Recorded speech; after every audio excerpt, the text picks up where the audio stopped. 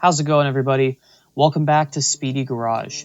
Today we'll be taking a look at this, a Snap-on number 71N half-inch drive ratchet from 1944.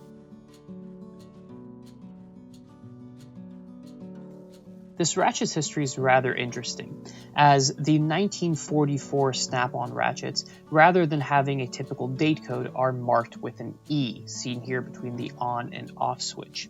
This E stands for emergency.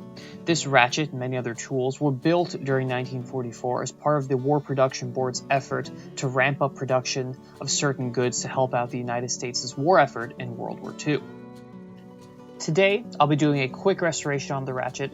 I don't want to completely restore the ratchet because I want to keep the old patina from 1944, but I want to clean up some of this rust, do some lubrication, and hopefully put it back to work.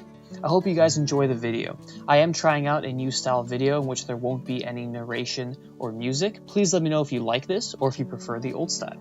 I hope you guys enjoy it.